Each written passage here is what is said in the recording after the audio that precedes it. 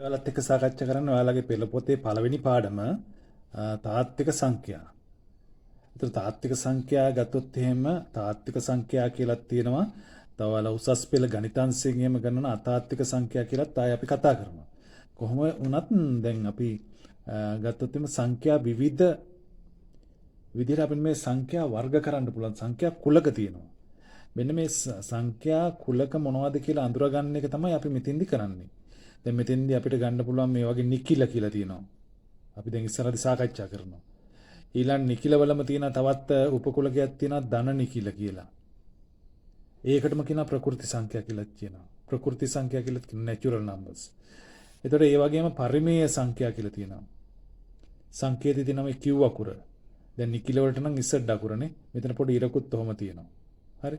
දැන් Q අකුර ඔහම දාලා ඉවරලා මෙතන චූටි ඉරි කෑල්ලක් ගාලා දෙන්නේ පරිමේය සංඛ්‍යා කියලා අඳුරගන්න. ඊළඟ පරිමේය සහ අපරිමේය සංඛ්‍යා කියලා තියෙනවා. මේ Q dash Q වලට උඩින් පොඩි ඉරක් ගහලා තියෙනවා.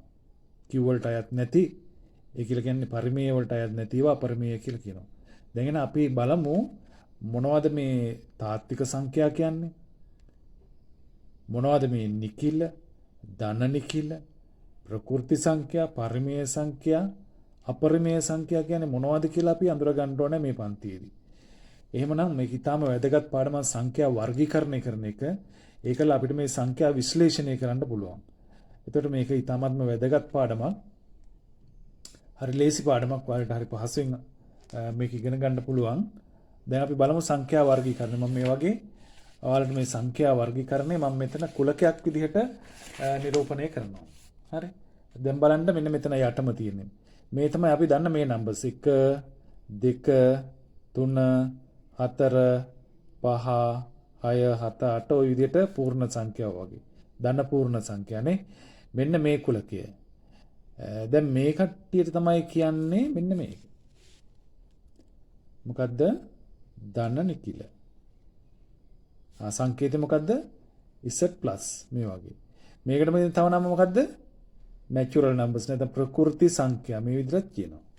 ඔන්න හරියට තේරුම් ගන්න. මම එක සැරෙන් ඉක්මනින් ඉතාමත්ම කෙටි කාලයකදී මේක කියලා දෙනවා. මේක ලොකු පාඩමක්. ඔන්න එනම් මම මෙතන ගන්නවා මෙන්න මේ කුලකය. මේ කුලකයට අපි කියනවා මොකක්ද?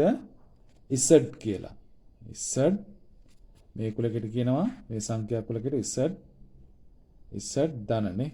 මොකක්ද Z කියලා කියන්නේ? නිකිල, ධන නිකිල. මෙයාටම කියන තව නම මොකද්ද? ප්‍රකෘති සංඛ්‍යානේ. N ප්‍රකෘති සංඛ්‍යා natural numbers කියලා කියනවා. ඔන්න එනම් මේ ධනනි කියලා කීවත් එකයි ප්‍රකෘති සංඛ්‍යා කීවත් එකයි.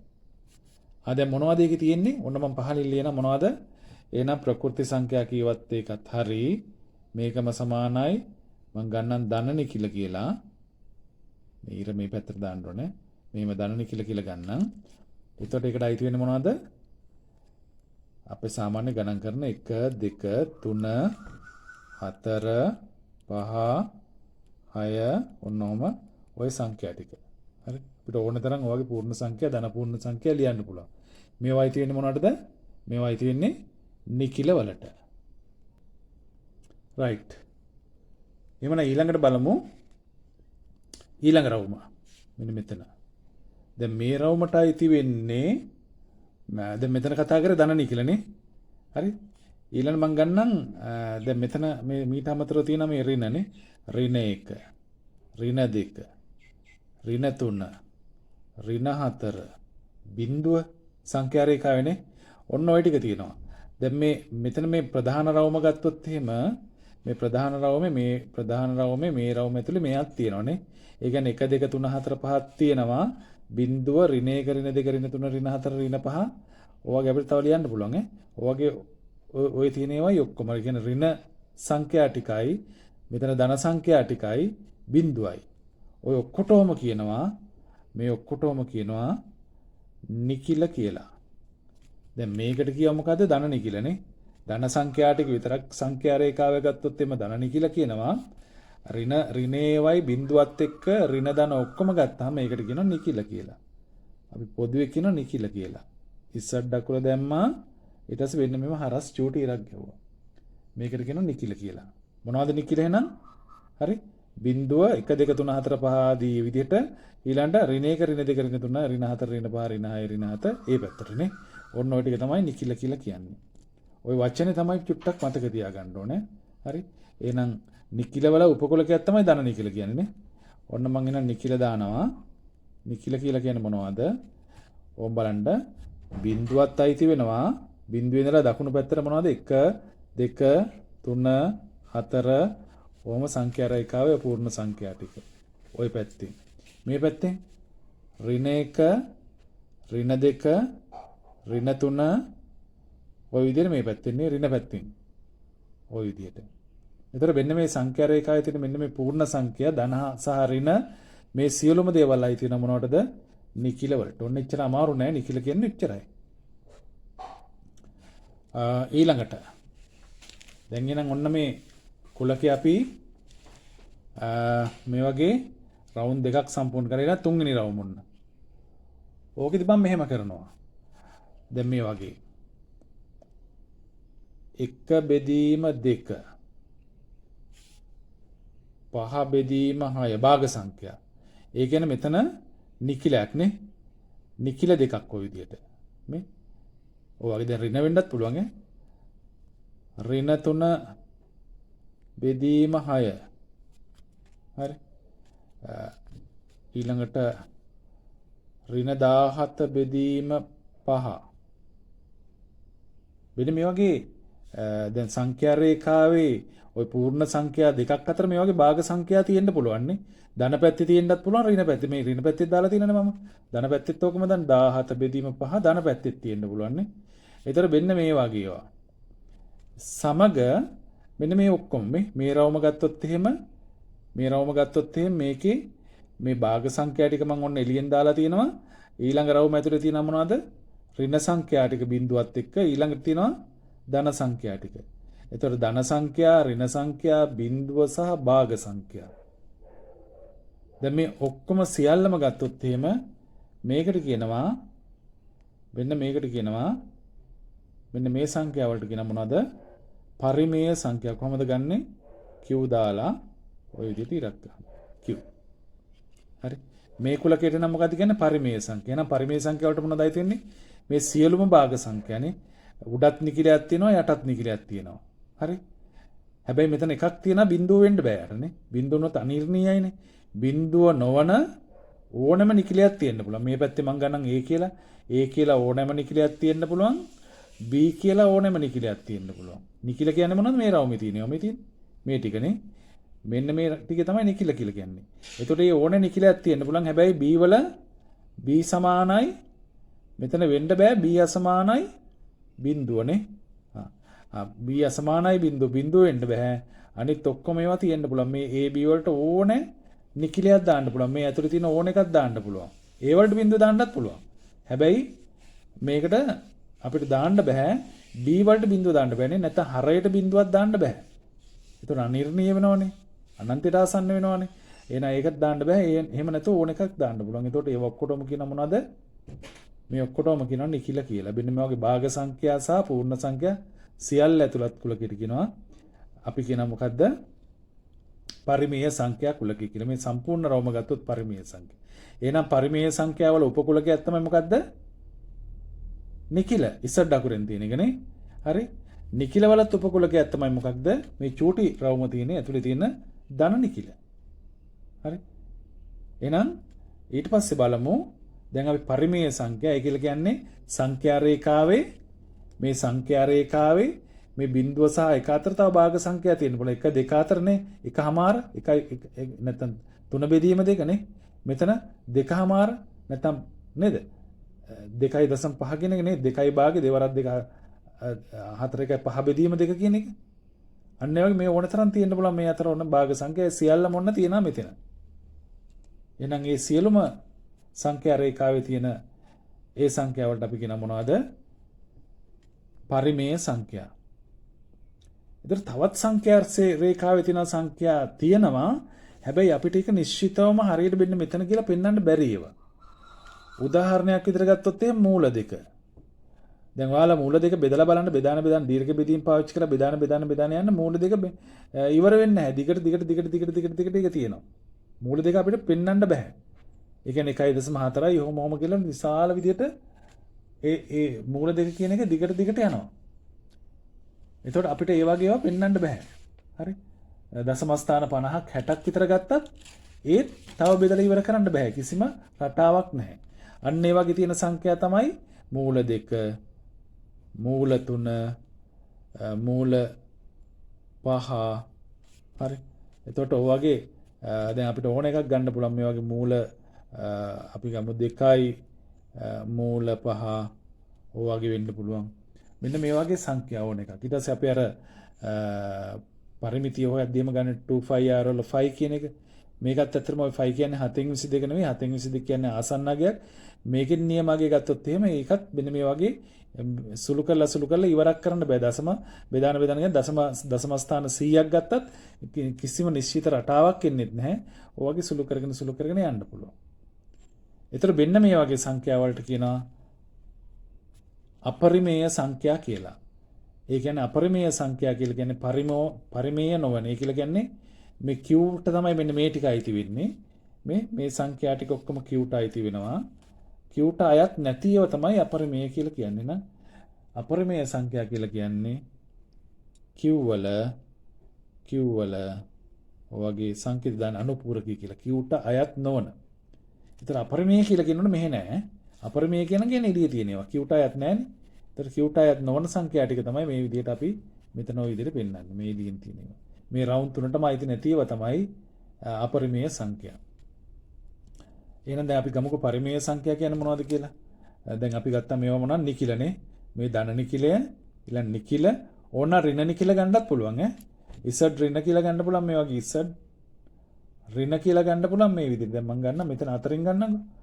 ඍණ 1 ඍණ 2 ඍණ 3 ඍණ 4 ඔය වගේ ඍණ පැත්තේ සංඛ්‍යා රේඛාවේ ඍණ පැත්තේ තියෙන ඒවා ඍණ නිකිල කියලා ගන්න පුළුවන්. හැබැයි බිඳුවයි තියනවද? නැහැ බිඳුවයි තියෙන්නේ නැහැ. බිඳුවයි තියෙන්නේ කොතැනද? නිකිල වලට. එතකොට ධන හා ඍණ නිකිල ඔක්කොම අයත් වෙනවා උපකුලකේ ඒවා ඔක්කොගේම ප්‍රධාන කුලකේ තමයි ඇත්තටම නිකිල කියලා කියන්නේ. එතකොට නිකිල කියපුවම බිඳුවත් එක්ක ධන නිකිලයි ඍණ නිකිලයි ඔක්කොම. දැන් තේරුණානේ? හරි. දැන් එහෙනම් බලමු මොනවද මේ Q දාලා ඉරක් හදපුවම මොකද්ද මේවට කියන්නේ? මොන සංඛ්‍යාද? මේවා මොනවද? මොන සංඛ්‍යාද? පරිමේය සංඛ්‍යා. right. ඒවටයි තියෙන මොනවද? දැන් මේ ඍණ 3, ඍණ 2, ඍණ 1, බිංදුව 1, 2, 3 ඔවත් එක්කම 3 බෙදීම 2 නේද? 5 බෙදීම 3 හරි. ඍණ 4 බෙදීම 3 මෙන්න මේ වගේ භාග සංඛ්‍යාත් ඇයිද නේද? කියන්නේ මේවා ටිකක් තියෙන මෙන්න මේ වගේ භාග සංඛ්‍යා. ධන ඍණ ඕන එකක් ඈ. ඔය වගේ අතුල් කරන්න පුළුවන්. ඒතර මේකේ පොදුවේ ලියන්න පුළුවන් මෙන්න මෙහෙම. දැන් මම ගත්තොත් එහෙම Q කියන පරිමේය සංඛ්‍යා අර්ථ දක්වුවොත් එහෙම මට මෙහෙම ගන්න පුළුවන්.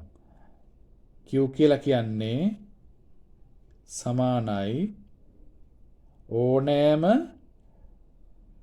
නිකිල දෙකක් A සහ B නිකිල දෙකක් කොහොම බෙදිච්චාම A සහ B නිකිල දෙකක් බෙදිච්චාම මේකේ A සහ B අයත් වෙනවා මොනවටද? නිකිල වලට. හොඳට බලා ගන්න නිකිල වලට අයත් වෙනවා.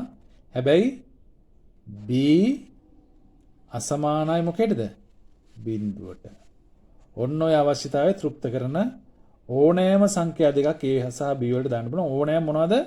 ඕනෑම නිකිල දෙකක් කොහොම ඇතුල් කරන්න පුළුවන්. A වලටයි B වලටයි ඕනෑම නිකිල දෙකක් දාන්න පුළුවන්. එතකොට මෙන්න මේ වගේ එකට කියන මොකද්ද? පරිමේය සංඛ්‍යා කියලා. හරි. මේක තවත් විදිහකින් පෙන්නුවොත් එහෙම පරිමේය සංඛ්‍යාවක් කියලා කියන්නේ මම තව විදිහකින් පෙන්න අපි පරිමේය සංඛ්‍යාවට Q දාන්නේ Q සමානයි. හරි.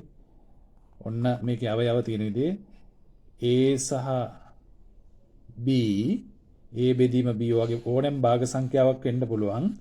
එතකොට මෙතන A ආයත් වෙන මොනවටද? A ආයත් වෙනවා මොනවටද? නිකිල වලට. හරි. ඕනෑම නිකිලයක් ඒවට දාන්න පුළුවන්. නිකිල කියලා කියන්නේ මොනවද? 0 1 2 3 4 5 ඊළඟ ඍණ පැත්තේ ඍණ 1 ඍණ 2 ඍණ 3 ඍණ 4 5 ඔය ඕන සංඛ්‍යා රේඛාවේ තියෙන ධනසෝ ඍණ පූර්ණ සංඛ්‍යා සහ බිඳුවක් දාන්න පුළුවන් ඈ. ඊට පස්සේ අපිට මෙහෙම ගන්නත් පුළුවන් B අයත් වෙනවා natural numbers වලට. එහෙම නැත්නම් ධන නිකිල වලට. දැන් හරිනේ. දැන් ධන නිකිල වල බිඳුව නැහැනේ. ඒතකොට B වලට දාන්න පුළුවන් ඕනෑම ධන නිකිලයක්. එතෙන්දි ප්‍රශ්නයක් එනවා. ඒතකොට ඍණ සංඛ්‍යාවක් තියෙනවනේ කියලා ඍණ මෙතනින් ගන්න පුළුවන් නේ. මෙතන A වලට දානවා ඕනේ ධන ඍණ ඕනේ සංඛ්‍යාවක් දාන්න පුළුවන්. දැන් ඔයාලට ප්‍රශ්නයක් එන්න පුළුවන් මෙහෙම. දැන් එහෙමනම් පරිමේය සංඛ්‍යාවක්ද දැන් පරිමේය සංඛ්‍යාවක්ද 2 කියන එක. නේද? 2 කියන එක දැන් අපි දන්න මේක අයත් ධන නිකිලයකට නේ. ඒක හරි. හරි. ඊළඟ 2 කියන එක අපිට ගන්න පුළුවන් අයත් වෙනවා 2 කියන එක අයත් වෙනවා අවයවයක් වෙනවා මොකද්ද? නිකිල වලත් නේ. නිකිල වලත් හරි. ඒකත් හරි. දැන් එතකොට ඒක පරිමේය සංඛ්‍යාව වලට අයිති වෙන්නේ කොහොමද? ඒ ඉතින් දෙක මෙහෙම ගන්න පුළුවන් නේ. දැන් ඕනෑම A බෙදීම B සංඛ්‍යාවක්නේ. අපි දෙක දාමු කොන්න ඔය විදිහට. දැන් මෙතන මම ගන්නවා මේ 2 හරි. B වෙනුවට දානවා 1. දෙක ලියන්න පුළුවන් 2 බෙදීම 1 කියලා. 2 සමානයි 2 බෙදීම 1 නේ. හරි. දාන්න ඕනේ මම මේක. හරි. 2 කියලා කියන්නේ 2 එකෙන් බෙදපුවම හරිනේ. මේ A මේ B. හරි. ඒකින්ද මේක මේ පූර්ණ සංඛ්‍යාවක් ගත්තත් අපිට ඕන නම් මේ වගේ හරයක් සහ ලවයක් සහිත භාගයක් විතරම ලියන්න පුළුවන්. හරිද? මෙතනක් තියෙන මේ යට එක තියෙනවා අපි දැම්මේ නැතුණාට නේ. එහෙනම් මේක අයත් වෙන මොනවටද? මේක නම් 2 කියන එක ඔයාලට ප්‍රශ්නයක් වෙන්නේ නැත්නම් මේ කොහොමද පරිමේය සංඛ්‍යාව වලට අයත් වෙන්නේ කියලා නේද? right. එතකොට දැන් අපිට මෙතනින් පුළුවන් සංඛ්‍යා රේඛාවේ සියලුම භාග සංඛ්‍යා පෙන්වන්න පුළුවන්. හැබැයි ඔයාලා දන්න මෙන්න මෙහෙම ඒවත් තියෙනවා. මූල දෙක. අපි කියන්නේ මූල දෙක ගත්තොත් එහෙම මූල දෙක ගත්තොත් එහෙම කීයද ඒක එන උත්තරේ?